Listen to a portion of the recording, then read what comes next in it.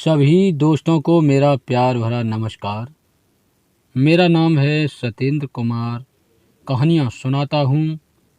तो दोस्तों आ जाइए कहानी शुरू करते हैं। राजा भोज और व्यापारी। यह एक मनोवैज्ञानिक सत्य है कि जैसा भाव हमारे मन में होता है वैसा ही भाव सामने वाले के मन में आता है। इस संबंध में एक ऐतिहासिक घटना सुनी जाती है जो इस प्रकार है।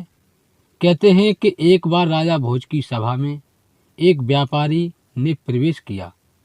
राजा ने उसे देखा तो देखते ही उनके मन में आया कि इस व्यापारी का सब कुछ छीन लिया जाना चाहिए। व्यापारी ने न जाने के बाद राजा ने सोचा, मैं प्रजा को हमेशा न्याय देता हूँ, आज मेरे मन में यह अन्यायपूर्ण भाव क्यों आ गया कि व्यापारी की संपत्ति छीन ली जाए। उसने अपने मंत्री से सवाल किया। मंत्री ने कहा, इसका सही जवाब कुछ दिन बाद दे पाऊंगा। राजा ने मंत्री की बात स्वीकार कर ली। मंत्री विलक्षण बुद्धि का था। वह इधर उधर के सोच विचार में समय न खोकर सीधा व्यापारी से मिलने पहुंचा। व्यापारी से दोस्ती करके उसने व्यापारी से पूछा, तुम इतने चिंतित और दुखी क्यों हो? तुम तो भारी मुनाफे वाला चंदन का व्यापार करते हो। व्यापारी बोला, धारा नगरी सहित में कई नगरों में चंदन की गाड़ियां भरे फिर रहा हूं, पर इस बार चंदन की बिक्री ही नहीं हुई। बहुत सारा धन इसमें फंसा पड़ा है। अब नुकसान से बच पाने का कोई उपाय नहीं है। व्यापारी की बातें सुन मंत्री ने पूछा, क्या अब कोई भी रास्ता नहीं बचा है? व्यापारी हंसकर कहने लगा, अगर राजा भोज की मृत्यु हो जाए तो उनके दाह संस्कार के लिए सारा चंदन बिक सकता है। मंत्री को राजा का उत्तर देने की सामग्री मिल चुकी थी।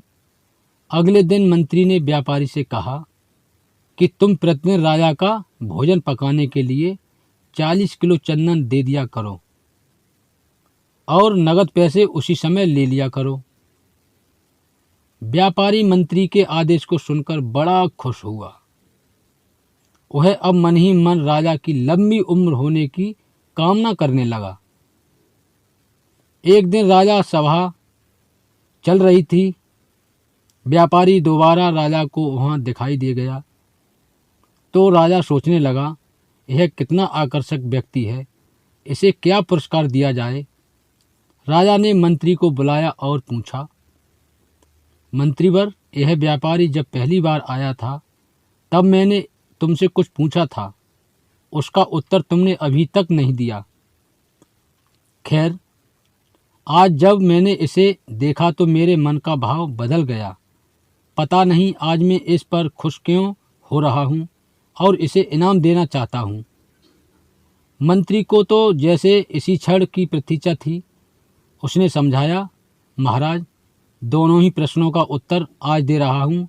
जब यह पहले आया था तब अपनी चंदन की लकड़ियों का ढेर बेचने के लिए आपकी मृत्यु के बारे में सोच रहा था, लेकिन अब यह रोज आपके भोजन के लिए एक मन लकड़ियां देता है, इसलिए अब ये आपके लंबे जीवन की कामना करता है।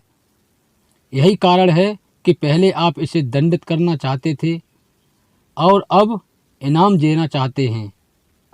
मित्रों, अपनी जैसी भावना होती है वैसा ही प्रतिबिंब दूसरे के मन पर पड़ने लगता है। जैसे हम होते हैं वैसे ही परिस्थितियां हमारी ओर आकर्षित होती हैं। हमारी जैसी सोच होगी वैसे ही लोग हमें मिलेंगे। यही इस जगत का नियम है। हम जैसा बोते हैं वैसा काटते हैं। हम जैसा दूसरों के लिए मन में भाव रखते हैं वैसा ही भाव दूसरों के मन में हमारे प्रति हो जाता है। अतः इस कहानी से हमें ये सीख मिलती है कि हमेशा औरों के प्रति सकारात्मक भाव रखें। दोस्तों कहानी कैसी लगी कमेंट के माध्यम से अवश्य बताएं। लाइक शेयर करें और चैनल को सब्सक्राइब करना ना भूलें। धन्यवाद।